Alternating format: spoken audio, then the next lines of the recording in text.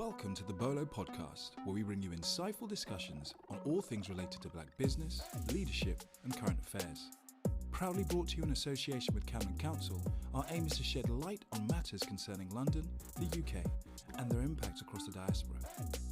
Join us as we delve into the inspiring stories of the people on the ground, creating dreams and seizing opportunities, paving the way for a brighter future. We also engage with decision makers who play a vital role in shaping policies, ensuring a conducive environment for the growth and success of Black business. Thanks for tuning in. Stay connected, stay informed, and together, let's make a difference. So, my name is Alex Emiga-Pope, I like that.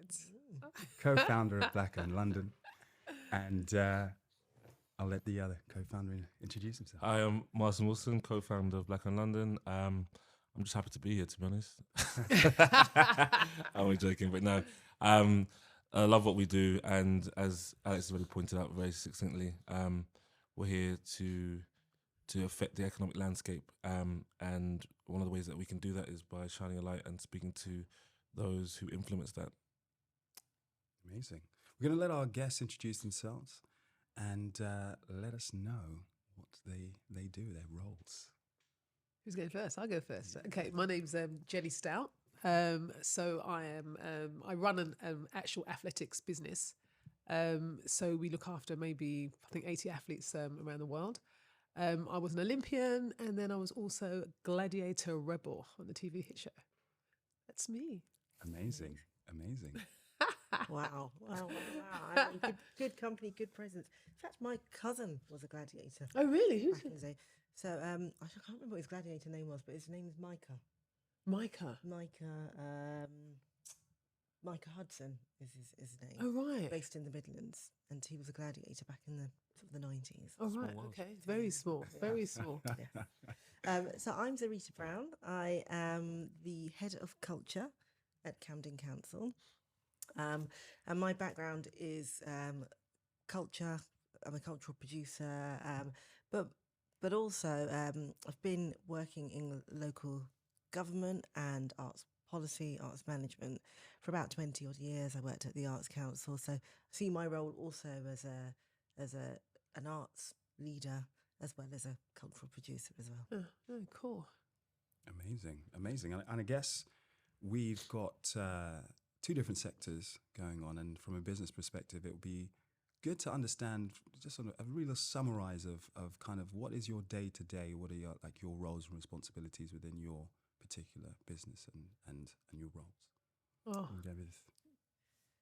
So as a head of culture, so I'm still going to say I'm new. I joined Camden in September last year. So the head of culture role is quite a new role, and the role really was created to kind of bring cultural opportunities to the borough, and also use our role, so the council's role in public realm and land ownership. How do we activate public spaces? How do we bring communities together? So on a day-to-day, my role, or our department's role, is three broad areas. We're looking at how are we supporting culture and creativity and the economy. We're looking at our role in terms of public spaces and how do we use that space to bring the community together. And we're also looking at learning, so looking at young people, talent pipelines. How are we using our role to be able to bring about those changes?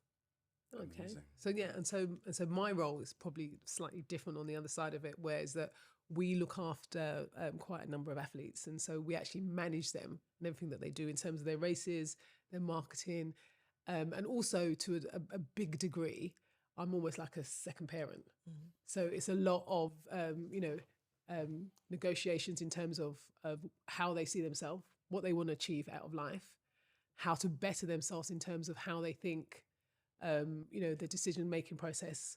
So I spend a lot of time doing that, and sort of like, a lot of the youngsters that come in have, incredibly high hopes and where they want to go, but there's always these garden rules of how you get there, and it's showing them how that they can be as successful as possible with the game change that they've stepped into, and me helping them to not only have a great life within the sporting area, but also when they finish track and field. Amazing. And I guess what people will be definitely interested in is how you got to this space, because now, you are leaders in your various fields. And so just summarize the journey that was. Especially your journeys in terms of not just necessarily work as a space, but just a bit about your backgrounds and then how you entered the space, things that you've got to this point as well. Because we want to know the people behind the situation. It is a business podcast, but we need to know a little bit about yourself. I'll say, I mean, look, I'll say that, if I start off, I'll just say that my journey's been quite a crazy one, because I actually work with, my ex, who's the father of my children. So he started, when John and I finished track and field, we were both looking for something to do, and I was, just come out of Gladiators, and John was approached to start a sporting agency, but he had no office background whatsoever. And we were given an opportunity. We were given, I think, probably maybe, I don't know, it was £100,000 to actually make a difference within 2 years. Now, John and I could have literally just said to ourselves, okay, look, let's just take one day by a time and just let the money go. But in our heads, we were thinking, no, we've got this. We've got, we weren't getting paid monthly at all. We were getting paid just expenses for 2 years. So this money was basically just used to build the company. So we put our heads down and we worked solidly for about 2-3 years on basically nothing but our own savings to try and get this company to work. Because for myself and John, we thought that because we already know about this industry, and we're looking at each other and we're thinking, okay, no one could do it better than ourselves. So we worked really closely, and we've been working together for 24 years. I mean, yes, we've broken up in the meantime, and he's remarried. I've got my partner, but our girls are in track and field. But we have still kept our work ethic together because we trust each other. Yeah. And I think that as a Black couple, family, our girls are in track and field. I think one of the major things that have come out of the fact that we've worked so closely together, that we've stayed together. Yeah. And we've produced to show that everybody else, including our girls as well, that you can work together regardless whether there's a split or not a split or whatever. But it did take us a long time to get there, and our work ethic has always been completely solid, 100%. Like, we work hard, like 24 hours a day, 7 days a week, because we know that's the only way that we can get to where we want to be. We came into a market that was saturated, so we had no choice but to make it work, and that's what we did. Amazing. That's amazing. With the ex. Everyone always says it. They're like, how are the two of you working? I'm like, because I am an amazing woman. That is why we're working together. Zerritha. So I guess my journey's slightly different. So I was born into, I guess, sort of music, creativity. My dad is a musician. He's a reggae musician. And he actually came from Jamaica in 1971. He was sent to the UK by the Jamaican government to promote reggae music. It was when Double Barrel went to #1 with Dave and Ansel. Oh, wow. I remember that. Yeah, I remember those. He came as part of that band. And that was always his dream. In Jamaica, my grandfather wanted him to train as a welder. And he was just like, no, music is what I want to do. And my grandfather said to him, okay, if you're going to step away from the family trade, you need to basically, know that you can eat from music. And he said, well, I will. And he's self-taught guitarist, and then came to the UK. Now, when he came to the UK, and as we know how the music business can be volatile, 1 minute everyone loves you, the next minute the opportunities are gone. Yeah. And in that case, with that and the way that reggae music was moving at the time, the hopes and dreams that he had when he came here quickly evaporated, and he had two choices. The choice was to go back to Jamaica, and he didn't want to do that because he knew that he'd be criticised for turning his back on the trade, or stay in the UK and make a life for himself from music. So music has always been there in our lives, in my dad's life, and when I had always known that I wanted to have something to do with the performing arts. So things like, I trained as a gymnast very, very, like 6, 7. Yeah. When Fame came on, I always used to get my leotard on. Jump over there. Because I was like, I'm going to be. This is me. This is me. And then one day someone, there was music lessons at school, and someone came in and they were like, promoting like the violin and the cello and the viola. And I don't know what it was about the violin, but I just fell in love with it. And I came home to Wow. my dad and I said, I want to learn to play the violin, knowing it was going to make him happy because he's a musician. All I'd ever seen him do was play the guitar. I was always in and out of studios. And he said to me, if you're going to do this, you take it serious.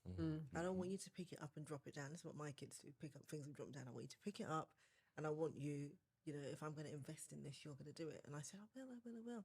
And I did. I played the violin for 10 years. Oh, wow. Beautiful. And I left it because the sector was, and still in a way is not moved forward with the times. It's still very white. It's still very middle class. But I took it to as far as I wanted to take it to. But during that journey, I did performing arts as well, so I did get to do my fame school bit. Yeah.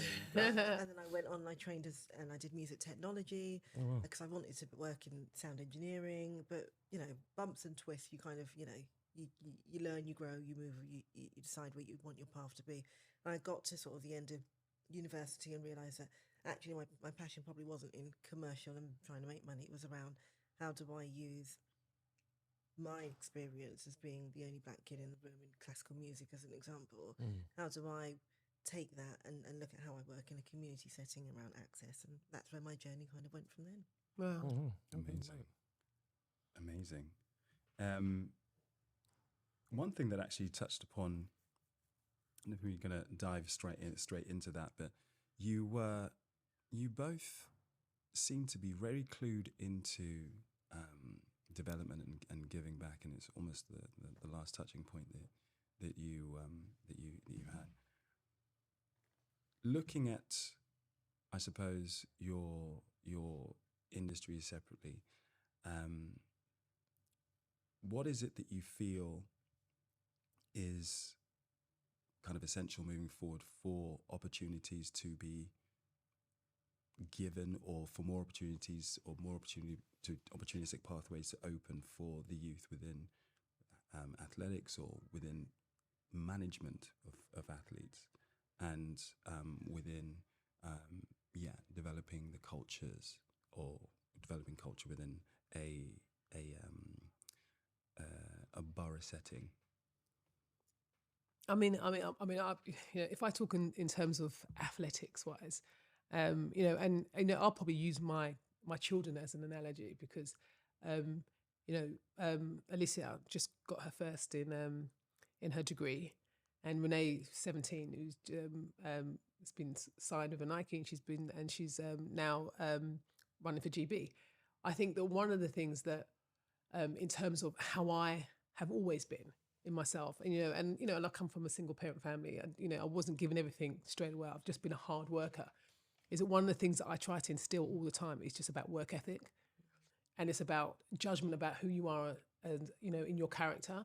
And for me, and I've had these conversations, with Martin, and a few times about how I see myself as a black person within this world or industry, and I've never really used that as a barrier for me, because I always felt like if I want something, even if I have to graft for it, I will eventually get it at some stage, because I'm a real believer that everybody has their moment and their time, but it's when and how that it's given. And I've tried to instill that a lot in my girls, and also in terms of the athletes, that when they're coming through. And, track and field is predominantly black. And a lot of the kids that when they come in, yes, it's all starry eyes about, having all the, fast cars and, money and all the labels and that sort of stuff. But we try to get them to understand that, yes, this could be a really short window of making money, but also it's what are you going to do after you've made the money? Who are the connections that you're going to make and build within this 5 or 6 years or 10 years that you have in track and field? Because, track and field a bit, for me, I always say it's a bit like an open prison, because you're kind of like, you're cocooned in one area and you live a life so solidly, and you're traveling all over the world, you're going everywhere, blah, blah, blah. But then before you know it, your time's up. And then when your time's up, that's when you actually start looking at yourself. And then by then, if you haven't made the connections, the door becomes open quickly, very widely, and there's no one around.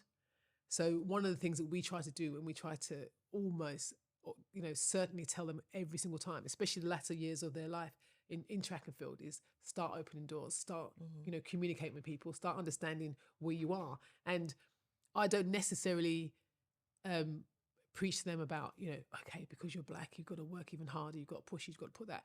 It's all about what they've instilled and how they've grown within themselves and the strength that they've got. So I would look at that and their personality, and I will push that more than anything. And then use the same analogy that when you work hard and you cross the line first, people are going to see you anyway, regardless. And that's how I've always pushed everybody in terms of that way. Within that, just to sort of touch on what Alex is also trying to say is, did representation matter for you coming through? Because obviously you went, as you said, the sport itself was predominantly black, but those who run the sport, those who manage the sport, aren't necessarily so. No, and so yeah. In terms of yourself and John taking that leap from athlete to agency and sports management aspects, if you've got people coming through, it's the idea of do you believe things like representation matters? Do you know it's really matter for you? Yeah. How and in that sense of things. Do you know it's really quite weird because when John and I first started the company, we found it really difficult to get a lot of the black coaches to bring their athletes to us. Like we found it, to me, I was like, okay, all right, guys, myself and John, we've been doing track and field all these years. Like, us. So why wouldn't you bring your athletes to us? We had to actually bring a white person into the business so that we could get that diversity. And it wasn't, and it wasn't necessarily because white people wouldn't come to us. It was because our black owned coaches weren't bringing the athletes to us, because the first thing in their mind is like, oh, well, why are we going to look after you guys? You need to look after us. And I'm like, hold on a second. They're like, yeah, well, give us a, you do us a favor. And I'll be like, okay, I'll do you a favor. You give me half of your wage at the end of the month, and then I'll do you a favor. Yeah. But then it never works like that. And the thing that I found really difficult was like, why wouldn't we back each other? Yeah. Why was it so difficult for them to actually back myself and John? The expectations. But then you'd give it to somebody else around the door, around the corner that you don't even know. Yeah. You don't even know. And we found it really, really telling in terms of how people saw us. Because was it because of the fact that they were afraid or didn't like the idea that there was two black people fronting this business, and that in order for them to make it work or that we were going to get anything, we had to make it more diverse. Like we had to bring someone in the middle. And I found that so bizarre. But then once we did that, more athletes started coming on board. Validation. Yeah. Yeah. I was about to say that. But it's nuts. Yeah, it's absolutely nuts. Unfortunately, that's when we can delve into that all day long if you want to, in terms of things like programming and all that kind of stuff that makes us believe. We end up repeating our own negative stereotypes and negative narratives and using them on ourselves, and not realizing that we're doing so, but thinking it's some form of camaraderie when actually it's completely negative. So it's the idea that we should get each other, so you should do me a favor. But how does that work? Because and as we've had with other guests, but like to run a successful business, I can't. If I do you all favors, business goes bust. 100%. And then hilariously, I then fit the stereotype and the statistic. Yeah. Which is that we can't run a business. Do you know what I mean? Yeah. It's that. Yeah, because we used to be called. Yeah, we would always be called like Oreo cookies and stuff like that from our own people. This is because we weren't black enough, and this is the thing that just always drives me crazy. Like, what is black enough?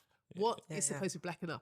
Am I meant to be like unsuccessful? Am I, is this what it is you're trying to say? Yeah. And this is coming from our own friends that know us, and were literally not backing us, and that's what I found really difficult at first for myself and John, is to understand how people were seeing us, but more of our own community was seeing us rather than individuals on the outside, and we just had to keep on pushing forward. But then once we got the other jigsaw puzzle in the middle, it made life easy. That's hilarious. And it's just, it's crazy. Yeah, it's literally crazy. It's a very interesting space. But and I think that's, as we said, but with yourself, Zerritha, how have you found in terms of your journey, and then looking back from your situation now as well, and then thinking, okay, so what advice obviously would you pass on to others? And are things different from when you started? And if they're not, what do you think needs to change, and what advice can you give to those coming through? God, there's so much in there. Yeah. That's the point. That's the point. But I want you, that's what we want you to say these things. We want you to share these things because it's not a small subject at all. You know what I mean? But I mean, I think that question about Black enough is something that resonated with me a lot growing up. I grew up in Pinner, which if you know in Pinner is Harrow, and back then it was a very sort of white middle class area. And so going to music school and playing the violin and being one of the only black kids there, when I went back to like my friends in Brent, family in Brent, I'd always be like the odd one out because you play the violin, and what black people play the violin. It was this whole thing. Yeah. Even down to the way that I speak as well. Yeah. Because Yeah. well spoken, Yeah. apparently. You know, you're not quite black enough. And it was always like that. And it was interesting actually when on my journey, so as I mentioned, I worked at the Arts Council for 7 years. And my brother is 7 years younger than me.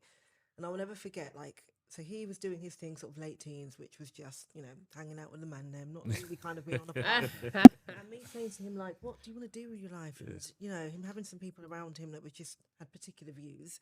Yeah. And I said to him, look, you need to come in to work with me and just, like, you know, just do some work experience, just do something. And I remember we had as a project I was working on called Creative Partnerships, which was around creativity and education. And we were working predominantly with the boroughs of Brent, Ealing and Hammersmith and Fulham. And as a small team, we were really, our focus was on looking at the demographics in those areas and making sure that artists that we were taking into the space were representative of that demographic. Right. So where we were working with Brent, as an example, we would make sure we were sending black male artists into the space. And that was coming from the young people as well. So I remember we had our office in Shepherd's Bush. My brother came in and he said he didn't even recognise me. He said, I walked past and I just saw this black girl looking at the desk, looking stush. And then I walked back and I realised it was you. And I was like, well, why was I looking stush? Because I was working? Because I was like what was So anyway, he came in, he did like a couple of weeks of work experience with us, just coming to events and just being in the space, just coming, sitting in meetings. That moment has completely changed his whole life. He now is a black business owner. There you go. He puts it back to, he will always say, you know what, you were the one that kind of took me, showed me how to operate in a different way. Yeah. And I was like, all that time when you were laughing at me, calling me, you know, now you walk in those, you know, and he said, well, yeah, like you had to show me. So, you know, that was a little bit of me wanting to kind of talk about like this idea of not being black enough, because we know that being black isn't a monolith. And so when it comes to your own people, it's even more hurtful. When it comes from family, it's hurtful until they step into that lens and like, actually, this is where you know, you're right. There's something in this. But my like the arts and culture sector is changing. Okay. But in my journey, it wasn't. You know, when I worked at the Arts Council, it was very much like the art form departments were white middle class, and the support services were not. That's what you would find, like, you know, the diversity, HR, payroll, you know, that's where you'll find or children. Yeah, of course, that's where you find the black people working. But within that, there were a couple of shining lights of people that had broken through. So Hilary Carty, she's the director of Claw Leadership now, but when I worked at the Arts Council, she was director of dance. To see this black woman being the director of that art form, that for me, so Hilary's a dear friend of mine now, but that was like, this is where I want to be. For role models like that helped push me. Delia Barker, who is managing director of Brixton House now, she was in the dance department. These are like, you know, we call ourselves like the black superhero team. But these were the ladies that kind of really helped me realise that, you know, there's not many of us, but there is a way to sort of push through. I'm the head of culture at Camden Council, as I said. Across London, there are not many head of culture roles, but of them, I think I'm the only black woman that is leading a culture department. I don't think there were any black men. And so for me, that's a massive thing for me. And at times, there's been like a bit of imposter syndrome. Of course. But equally, I really feel that this is a privilege for me to be in this role, and I'm not going to be here forever. So my part of my succession planning is, how am I looking and supporting that next generation? And how am I being visible enough for people to see that? And it's so interesting actually listening to you in terms of, you know, understanding the cultural role of how you see yourself. Whereas for me, as an athlete, black woman, I've never really seen myself in that kind of thing where I've had to prove myself because of my colour or whatever. I think that because of maybe the way in which I've grown within myself, like I said, come from a single parent, council, living with social workers. I've always had this sort of like work ethic in me where I want to keep pushing myself and becoming the best. And whenever anyone said anything to me that I thought that was making me take a step back, I never really looked at colour. I just looked at my ability. And I've always looked at my ability. I've never looked at anybody ever thinking, well, am I going to get it because I'm black, or am I not going to get it because I'm black? Everything I've done has been through my ability. And if I've gone and got something and it hasn't worked for me, I've never necessarily turned around and said to myself, oh, I didn't get it because I was black, or I didn't get it because of that. And I think the reason why I kind of like didn't look in that type of area is because there's enough negativity going out. I don't need to make myself feel negative about who I am, because I'm actually really glad and loving the fact that I am a black woman. So if someone doesn't want me, then I'll find someone who does. And that's how I've always been, and that's how I've always pushed myself, and hopefully kind of instill the same thing in my girls. Whereas, obviously you do get areas where sometimes, I started modelling now at this age and grey hair and everything, and I'll go for certain jobs and they don't know how to do my hair. Some of the makeup's not really done well, and at first I was really conscious about it, but now I'm like, okay, look, I'll just help them a little bit. I'll bring my own little headscarf and, the gel and all that sort of stuff, because I'm not expecting them to know everything. And so, but at the end of it, I need to shine and look the best I can. So I'm just going to help myself. And that's how I've always looked at it. It's amazing. I think there's a lot to be said in that, though. I think as well with some of the other guests we've had on as well, it's interesting because I think actually it's a shared mentality. So a lot of what you've just said there in terms of, you didn't let that hold you back.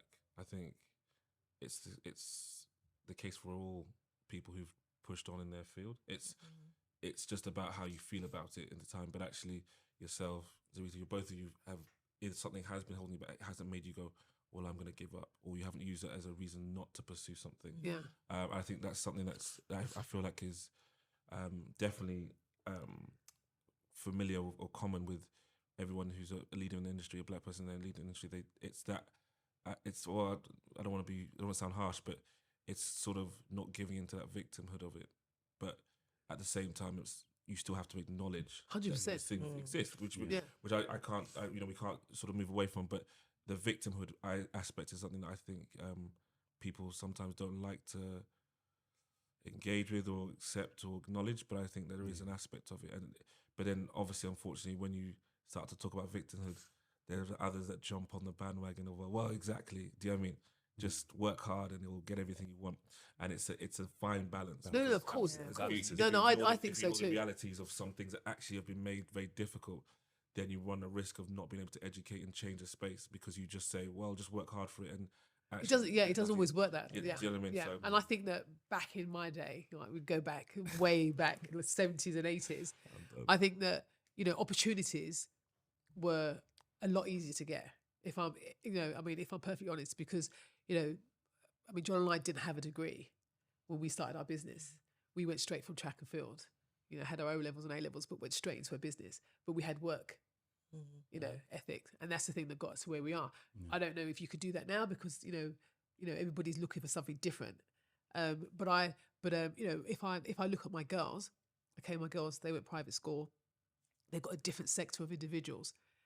One's has her idea of how she sees life, and the other one's got her idea of how she sees life. But the one thing that they both have is complete and 100% work ethic, because they have an understanding that it doesn't really matter. Like, the fact is that you are gonna meet people that are not always going to be on your side. But if you've got that strength of character within yourself, then you'll overlook and you'll go in another direction to find what it is that you want, because it shouldn't be made that easy all the time. And sometimes it is our environment. Like, our environment can dictate a lot of where you go and where you don't go. And I had this.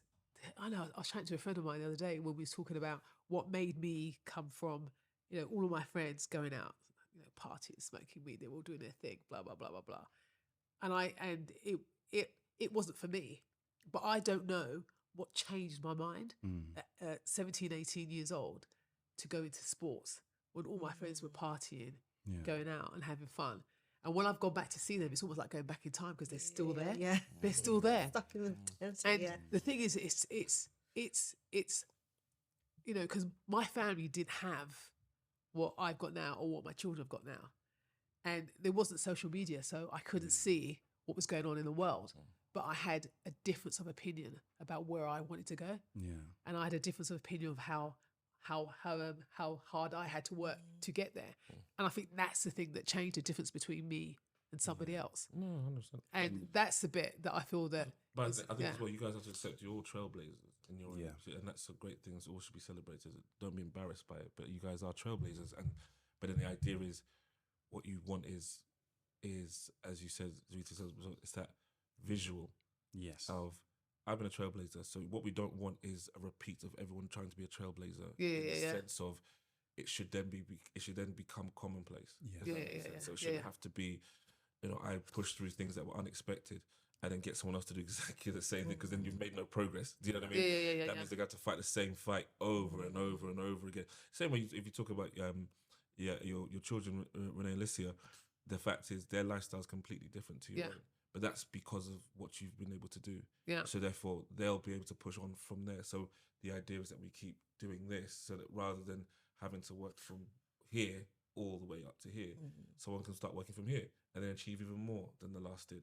And they work from here and they achieve even more from the last did. And then we change narratives, perceptions, all of these things go out the window through the fact that we've been able to do that through the various narrative changes but I agree with you work ethic wise. I think that's important. And I think we've said that in a few of the episodes that we're not shying away from work, but it's also about the idea of opportunity. Of changing mindsets, changing narratives, but by doing that through example. And that's I think sometimes you may not even realize that you're an example. Yeah. You'll be thinking about your own journey and forgetting that actually people are watching you. And even in myself, in my life, in my career, I did a sort of interview for a friend. And I thought it would have no impact on anyone, just like a little thing, whatever. But then, I had 2 or 3 people message me and said, I heard your story. And it was amazing. It pushed me to continue on to do my degree and whatever. Yeah. And it was that moment I realized that nothing is too small and nothing, and you realize actually how much of a change you can make for someone just by visually being an example of where they want to be. Yeah. And as you talked about that, seeing the director at the time of dance and what that did to you. Do you know what I mean? It's because it's a constant battle. Do you know what I mean? You don't just, it's not like I got to here and that's it. If you keep pushing and you start to see examples of yourself, it takes away from the idea that this is going to be impossible. It gives you motivation and confidence, I think, personally. Do you know, it's only probably up until about 5 years ago that I feel that I fully sort of stepped into my space and owned it. Yeah. Wow. I feel Yeah. you know, 100%. Yeah. 5 years ago, I was still just like trying to put my head down and hope that at some point someone will give me the job that I've applied for 10 times and been told you're not quite right for it yet. Yeah. And I think once I worked on the Borough of Culture programme, and one of the programmes that we did as part of that was telling a story of Brent's reggae history and being able to connect that back to Jamaica. But at the heart of that, really put the community and platform community voices. And I think it was at that point that I really understood my role, my privilege in working for a local authority, in being able to open the doors and provide a space for a community that hadn't been heard. And once I realised that, I was like, I'm not letting go of this. This is a space that I feel that I can make a difference and change. Yeah. So it's, No, go for it. no, I was just saying there's actually a great caveat to talking about how culture is actually recognised in London from your perspective, because, we've got certain stats like, 10 million pounds is generated every hour by London's creative industry. It's the number 1 Googled city in the world. But within that space, within that, massive, great stat, there's obviously Black contribution in that and Black creative contribution. So how, if at all, is that recognised within the council, and how have they looked to invest and push that to the forefront and at least recognise it? Do they recognise it? Do they recognise it? It's a sudden assumption. Yeah. You know? Yeah, I literally. mean, I think, if we're getting into council speak, that sits across, I guess, 2 different departments. That's myself as head of culture in terms of identifying opportunities, working with businesses, kind of spotlighting. And then the other sits within the Regeneration Economic and Investment team. And so part of that conversation is around how we as a local authority team that up and how we're working together more closely to be able to, if you say, re-identify, then pass this information over to colleagues in Regen to be able to support that. And, I believe, some of that work is already happening, as you know, through the work that yourselves are involved in. But definitely like through Black History Season, and not that it's only Black History Season, but Black History Season allows us to kind of take stock and really think about, okay, so as well as celebrating, what are we actually doing in terms of supporting the culture and creative and the Black culture and creative economy as well? And I think more work needs to be done in kind of identifying where those businesses are in the borough, and how we also then are able to support them. Amazing. And in terms of, I suppose, the like a vision, like if there was something that you were working towards as a department, as to create, what would that kind of look like, I suppose? I mean, for me, I think it is about really trying to understand Camden's Black community, and look at how we celebrate that and also provide opportunities as well to grow businesses. If you take the recent Windrush 75 work that we've just done, Amazing. When I came into Camden, I didn't really know much about Camden's Windrush history. It's not because it isn't there, it's because It was never told. it wasn't ever told. Yeah. Whereas other boroughs, Brent, Lambeth, Hackney, they have big Windrush communities, and there are big stories that are told around, the borough they arrived in, or the borough that had, hospitals, or the borough that had, the TFL. But in Camden, it's more, unless you really go looking for it, you're not going to see it. So that was the first thing I did when I came to Camden, was thinking about, well, what is the story here? And in kind of doing, a little bit, it's not that hard to find, a little bit of research, it was there. And so in planning the Windrush programme, I really wanted to use that Windrush opportunity, the 75th opportunity, for Camden to shout about, the pioneers, but also look to the future. A couple of the things that we did, or one of the things that we did that I'm really proud of, is that we did a festival in a park in Kentish Town, Talaker Town Green. Yeah. Now, when I joined and I said, I'd like to do an outdoor festival, I was repeatedly told, Camden doesn't deliver its own outdoor festivals. And I said, okay, I'd like to do a festival. And I'd like to do it in Talaker Town Green. And then I was again told, it's probably not, it's a good space to do it. And the reason why I wanted to do it in Talaker, Kentish Town, is because as part of my research, I found out that is where the majority of the Caribbean community arrived and settled in Camden, was in Kentish Town, including my own grandfather. So it felt really fitting to do a celebration in that park. And that park was also a bomb site that was campaigned to be turned into a park by a guy called Jerry Williams, who went on to be Camden's first Black mayor. So there was a real sort of cultural significance. And I'd been told it would never been done before, and it would be difficult to do. And yes, it was difficult to do, but we did it. Yeah. And what it has done is really opened up that conversation for how are we celebrating communities. Obviously the Black Caribbean community, but wider. How do we use that to springboard off having something annually? And I'm really proud that we as a team kind of fought and pushed and created that space and really started to open up these conversations now that we can build on. Yeah, amazing. I was going to say, how do you deal with the fact that it's a lot?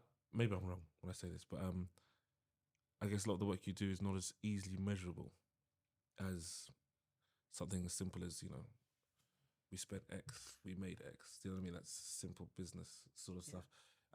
Something you in the cultural space isn't always simply about figures. And I guess, how is that, or your experience? How have you found? How do people measure that, and how do you feel like, or how do you feel people respond to this was a success? How do you get people to see that was a success in the open? It's a really good question, and it's a question within the culture sector, because a lot of the measurements is bums on seat. Okay, that's what they use. Bums on seat is probably not always an indication of whether a project was good or not. Yeah. There is a quantitative and the qualitative evaluation, and I think they both have their place. But I actually am an advocate for the qualitative, because you can spend £1,000 and one person turns up to a thing. Quantitatively, that's not good business, right? Yeah. Qualitatively, if that has changed one person's life from a yeah, path of that they course, were on, of course. that is more than more than its weight in gold. So going back to how we've measured Windrush, we've had we're still doing that, but we're measuring it by attendance. We're also measuring it around paid positions. So how many people did we bring in? How many artists, producers, creatives, young people got employment through it, because that's a good measure. That every time we do a program, I want to look at how are we, like, from the designers, like particularly with Windrush, I wanted it to be a black design team that worked on it. When I did Brent 2020 and we did No Base on My Home, it was a black production company that I got in. So really looking at, if we're looking at a particular theme, a diasporic theme, that we're making sure the teams we're building around are representative as well. But also, it's just through people coming back and saying They've had a good time or something. this was amazing. Amazing. You know, we've had a letter go in the CNJ where someone has said, we want this every year. With the amount of texts that we've had, all of this is collated in terms of that qualitative response that we're getting. And I think for local councils, it's got to be the both. It's got to be and particularly Camden, we listen to what the community say and value. So both the how many people attended and that feedback really helped shape the need going forward. Okay. No, Very interesting. I mean, I've witnessed firsthand the literally instant impact that when we had David Olusoga talking about Lord Pitt, and we had some school kids literally sitting down, and it started off with gentle head nods. But as they understood more and more about his story, they just got more and more vibrant, and the big smiles on their faces, and that connection with historic identity and being able to feed off. I said we sometimes we don't really acknowledge those that came before us, but to actually have the knowledge to be able to acknowledge that gives a lot of weight. And I think that's one of those aspects that is really hard to quantify, but in situ you can see the impact that's being made. So it's great that you create these events that allow for people, maybe even from a decision-making perspective, to go in and experience it, to understand the value of what's being done, and that's great. We are heading towards the close of. That's all right. That is what we're doing. Yeah. But But do you know what I want to actually say is because you know, it's really bizarre, because the thing is that I'm listening to everything that everyone's saying, and if I was to like look at myself and John as, you know, black couple in a business, I've never really looked at how people have looked at us. Yeah. I haven't looked at them, and I'm listening to the conversations that we're having, and wondering, to myself, do John and I put ourselves out more as a black fronted business, or do we continue doing what we're doing now? How do we make an impact on other individuals that want to come into the business sector? Absolutely. Because I've never really thought about it. Because I've just gone on. I've just gone on. I've just gone on. I've just gone on, and I've never really thought about, are these young black kids looking at myself and John and thinking, oh yeah, they can run a business or not run a business. What's it like? Yeah. By the way, what do we have to do in order to make that happen? Do we have to go out and talk to more individuals? Like, because we don't, we just work. That's what we do. We just work. Which is still important. Yes. By the way. It's not that even if you don't feel like you're engaging enough, you're still doing something by being an example. Yeah. But I think as well, we had episode just gone, and one of the guests there was like, she was adamant. She was like, I think mentorship, we should, amongst the black community, we should make mentorship mandatory. and everyone should have someone they're mentoring at one point at any given time, which I thought was an amazing idea. And I was like, the logistics of it might not be as simple, but it's an amazing idea. But the reason why I'm saying that, for instance, is that's the funny thing, because most people don't start, if we're talking about a business, most people don't start a business going, I'm going to show everyone and every black person that we can own a business. It's more the passion you have for what you're doing. Yeah. And then you become the example. And the fact that you're having this conversation internally, like, are we doing enough? Actually, should we? And it's the beauty of it is you guys are working extremely hard. Yeah. But you don't realize the impact you're having. Yeah. And there will be athletes, even if I use athletes, for example, who when they finish their career would have looked around, if we're being honest about the athletic scene in that sense, apart from a few of the American agencies, generally speaking, There's no black. There's barely any black people there. Yeah. You know what I mean? Yeah. And I, for one, don't enjoy some aspects because there's, if we're being honest, there's no cultural understanding. Yeah, no, of course. Empathy, it doesn't exist. And I'm not saying there's masses of room for that within business. You can't be the nice people all the time. Yeah. But culturally, you will have some understandings that other people won't. Do you know what I mean? And then you have some young kids who could be as young as 16, 17, 18, putting their lives in the hands of people who, in the nicest way, will just see them as a check. Yeah, of course, and of course. won't understand anything more to them or more. And I think that's the sad part. But what you guys are doing, what you guys have built, is an example to others. And I think that's why it's amazing that you're thinking about it, but it's actually, and it's tricky because we also, who was that we had on here as well? They were saying things like, we all do these things that you think to yourself, oh, should I put my face on this? Yeah. Because it was Dr. Dapper. He was Dapper, dentist. He's a dentist, great dentist, amazing dentist, treats a lot of celebrities, an amazing guy. He's there thinking, he's making these decisions like, do I put my black face? And one of his mentors from uni was saying to him, who wasn't black, but who was in favor of him, was like, maybe don't do that because it might have a negative impact on your business. Do you know what I mean? Yeah. But he chose to put it there because he was like, it's me. And Yeah.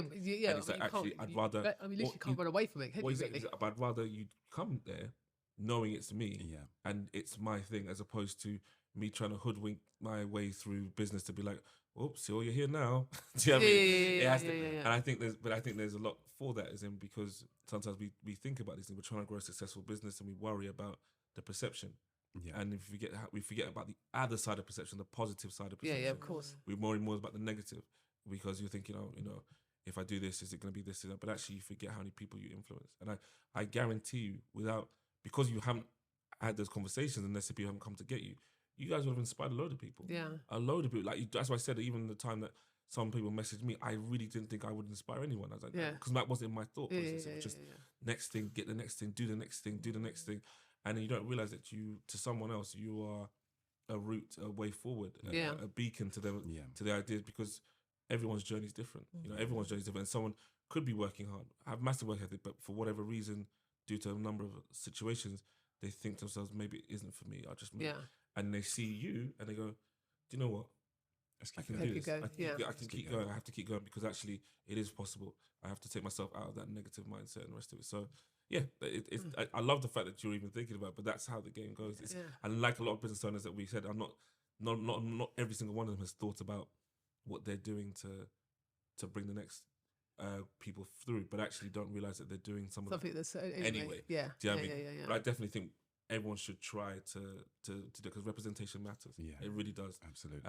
I think it changes the narrative massively eventually, because the same way you talked about how you have black coaches with black athletes hesitating to give you their athletes, I go, once you make that commonplace, we change the narrative. People stop associating that situation or that negative stereotype or negative narrative, and start doing things in a positive manner. Yeah, of course. And that's I think that's the most important thing.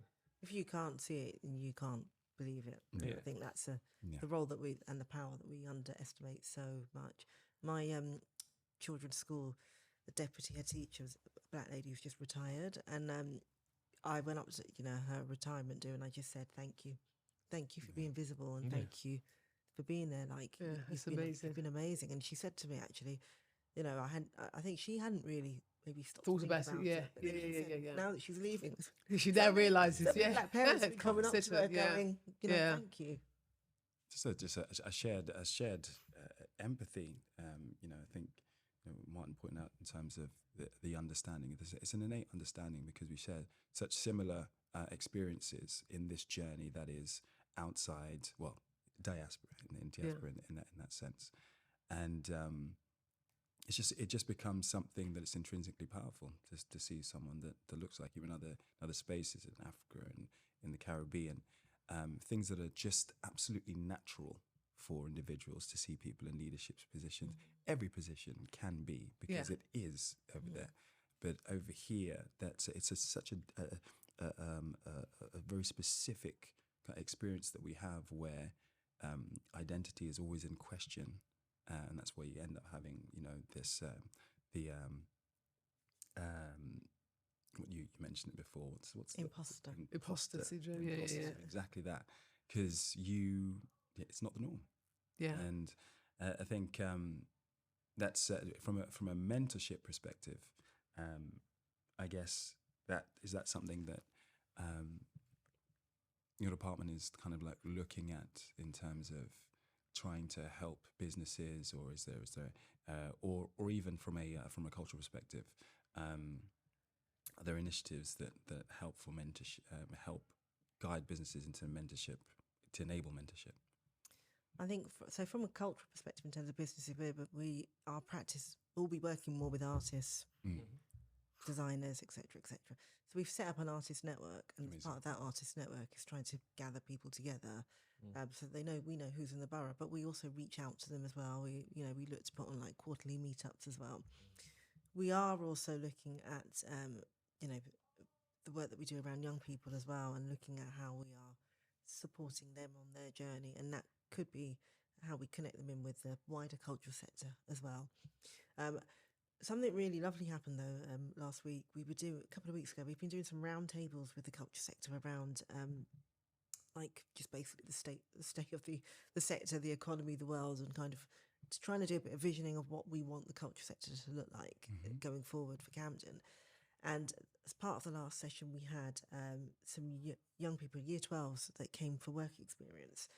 And they sat in on the session, and it was really, really lovely just having young people in that space and really basically saying to them, like, you've got my job now. You're in charge. What would it look like for you? Yeah. And them, first of all, being a bit like, huh? And I'm like, no, I'm not going to be here forever. You definitely can have my job, right? Yeah. What would you change? Yeah. And so, it was a really, really good session. And anyway, the feedback was they'd done a week worth of work experience, and they'd gone to they'd gone to the Roundhouse as an example. So they all loved their placement or their time at the Roundhouse. But the second place that they really enjoyed was coming to the workshop that we did at Camden. And half of the group said that they would actually like to work in the culture service. Amazing. Oh, wow, that's incredible. And so for me, that little 2 hours that we spent with them made a big difference. made a big difference to them thinking. So in answer to your question around the mentoring, it's little things like this that I think kind of helps plant that seed and change that narrative that we can build on. Yeah, no, of course. Amazing. When you actually realize when they realize the impact that they can have themselves, and that kind of self-empowered. Amazing. So we have a little round of questions. No, you're confusing two things. So guys, Martin's always in charge of the end. As we come towards the end, I'm just going to fire a few things at you. One is called Prove Me Wrong. This section's called Prove Me Wrong, where myself and Alex will be playing devil's advocate, asking our hosts questions close to their heart, giving them the opportunity to navigate the tricky waters of today's whataboutism and the ignorance posted in most comment sections. These are not my personal opinions. These are not things that I personally think. It'll just be one question, and just a chance for you to reply to that question. So as I said, it's not me. Fight time. Yeah, because you guys jump on the table and stuff. Yeah, literally. I have to make sure of that because I respect you guys. So Martin's going, Do you know what I mean? Okay. But it's these are things that, because it's easy, as you know how things work, the internet works, and the rest of it. People often have very ignorant opinions about stuff, and it's not because they're horrible people, but they just don't know any better, and they throw these opinions out there, and those who don't know better with them jump on the same bandwagon. So I created this section just because I wanted to be in the position of one of those people and see how you'd answer them if they were here. So as I'll start with you. So I'd ask you, for instance, why is the arts and culture stuff, why is it even important? Why can't we just take that money and just put it in the hands of some of the working people? She wants to fight me. Maybe not. Guys, I'm in Creator's house. If you're looking for me, send help. How dull would the world be without arts and culture? Like, okay, let's take health, arts and culture in terms of health, physical and mental health. It's one of the key things that we need. And I guess that question around arts and culture is, what is arts and culture? Because in the hands of power, I guess the arts and culture is probably seen as, the traditional art forms, music, dance, theatre, ballet, all that kind of stuff. Yeah. But actually, arts and culture is much wider than that. We know it's food. We know it's reasoning. We know it's a whole load of things that brings communities together, that opens up dialogue, that brings joy. And so, for me, it's really important that we keep that for health, mental health, community, building communities, but also you need creativity to move the world on, right? To live, to grow. Need creative responses to the world. So without that, what do we look like? We're going back. We're going backwards. So yeah. Okay, perfect. Amazing. Thank you. And for you, Jen. Jen.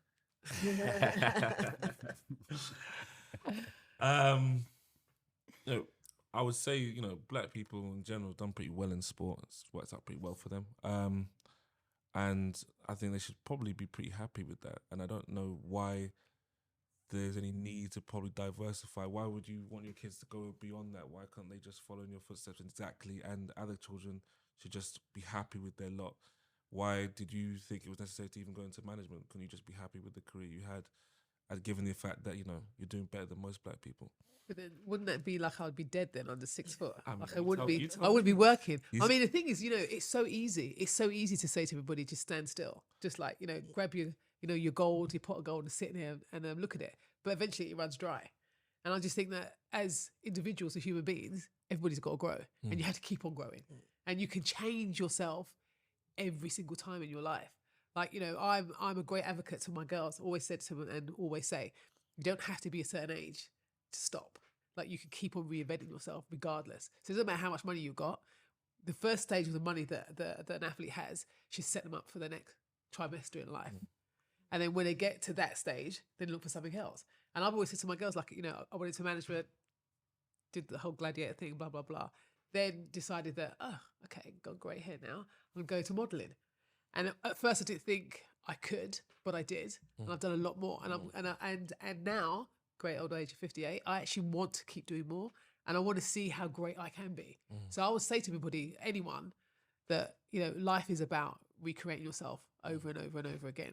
What you begin with doesn't mean say that you're going to end up with, and you have to keep on pushing, because that's what life's all about. Good. Amazing. And for the last bit, it's a quick fire round. This is the quick fire round. No ifs, buts, or maybes. No long explanations. Just one answer. Don't ask me what I mean. You just have to answer the question, because everyone's gonna say, "Well, what do you mean?" You'll see. So just a bunch of options. Say which one, and I'll just go through a bunch of them. Okay? You're gonna try and ask me what I mean. I'm not gonna answer. Right? So Martin. All right, so Martin. So then we'll start with something simple. Beach or city? Right now, beach. 100% beach. I love your face. I love people's faces when they think about it. 9 to 5 or 10 to 6? 10 to 6. Yeah. Yeah.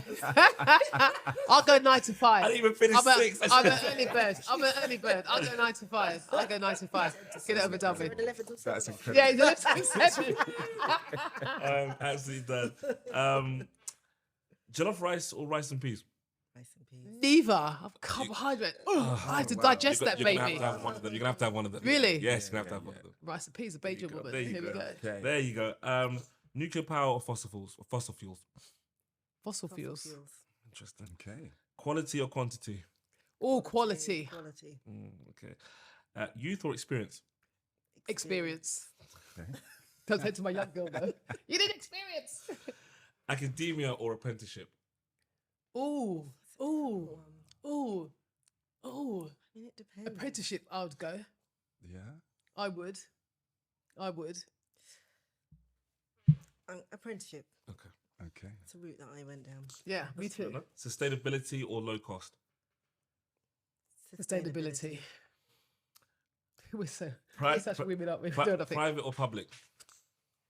Private. Private. Okay. YouTube or Netflix? Netflix.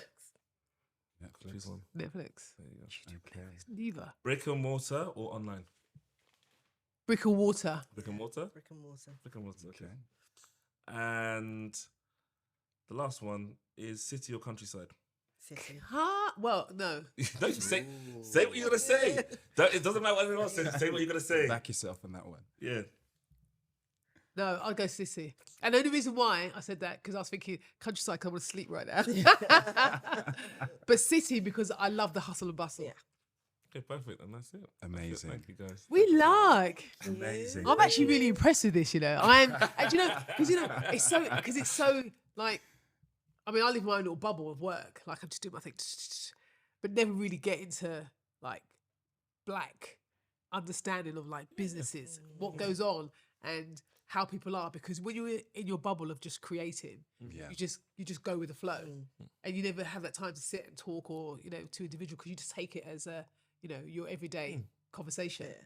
But then when you actually find a space and you sit down and you talk about it, and it's really bizarre, because I was saying to a friend of mine, "Oh, I'm going to go to this, this podcast. I mean, it's all about black businesses," and they were like, "Oh," and I was like, "Why? Ooh, Yeah. right?" But they actually had me thinking, because I was thinking, Yeah. like, wow, like we have to make it a thing. Yes. Yeah. And it's the thing that everybody is afraid of Yeah. exploring. It's awkward. Absolutely. It gets awkward. It gets awkward, because then you don't want to make yourself look like a problem, but then you have to create an understanding. And I think that's the bit. No, Yeah. absolutely. I think we have to understand, if on a simple scale, other communities ensure their situation is set by having these kind of discussions, by having this togetherness. Not saying every community is perfect, but they do that, and I think we don't do this enough. Yeah, I think it's perfect. I think 100%. I think as well, and there's always an aspect of us culturally. I think that we've all have this aspect of trying not to be an issue, trying not to be a bother, and I think we mix that up with actually this isn't trying to be a bother. This is empowering, ensuring, celebrating. All these things are not problematic, and we can't. We need to not make ourselves as small as possible. In fact, we need to make ourselves as big as possible. Because it's really bizarre. Because I was saying to Marcy the other day that our delivery guy It's good. It's worth to have this story. that sends, like, becomes my house regular, because my daughter's been getting her stuff, and he's like, I think he was from either Kosovo or I don't know, Corfu or something like that. But anyway, he's saying to me that please don't be offended if I say this to you. And I'm like, no, it's fine. He said, I thought you was either the cleaner or the babysitter, because he thought to himself, how can I live in a house like that and have a car like that and actually be in this area? And he was saying, look, it took him a while, because he's trying to work me out how many times I've been there. And he said, you work really hard. And at first I was like, oh my gosh, like, how did he come to this conclusion? But I had to ask him the question. And he was just saying that because he was a delivery person himself, and he had to work so hard. And he was saying, I know what it feels like, because I'm an immigrant too. And I was like, hold on, hello, I was born in Great Britain. Like, I'm not an immigrant. But for me, I was like, wow, this unbiased opinion, or, racism, or whatever you call it, does actually stem from individuals actually looking at you and thinking, well, how do you get that? And I was thinking to myself, okay, so if I was a man, and I was a black man answering the door, what would you say then? He's a butler? He's a, the mechanic? No, but it's all of it. What would it be? Do you know what I mean? And for me, I found that really kind of like really astonishing. Yeah. Crazy. Especially if, as you said, it's a cleaner it's or a twofold. babysitter. It's twofold for yourself, in that you're not just black, but also a black woman. So it's like, there's no way you could be successful and be a woman and be black. Yeah. How does that work?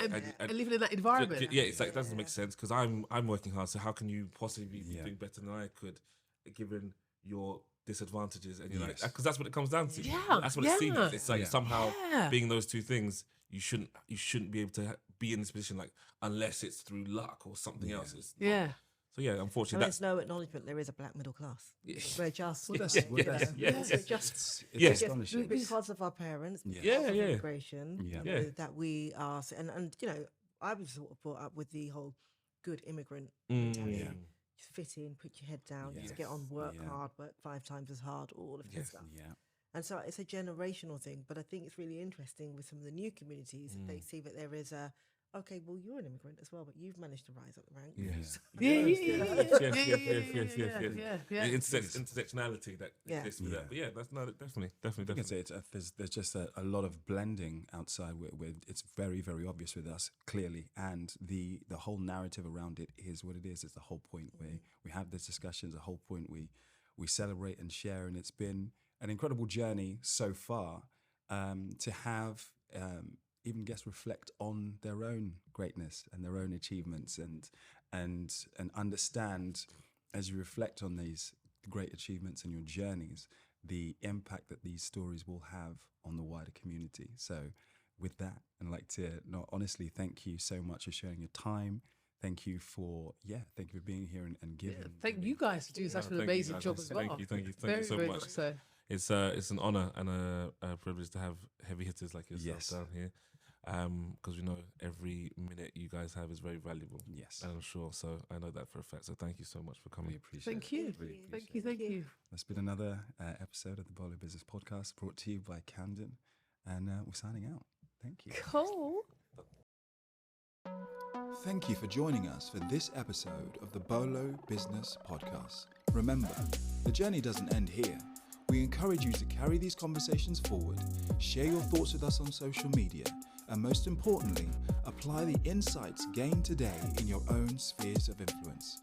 Stay tuned for more compelling discussions that transcend boundaries, bridge cultures, and celebrate the richness of diversity.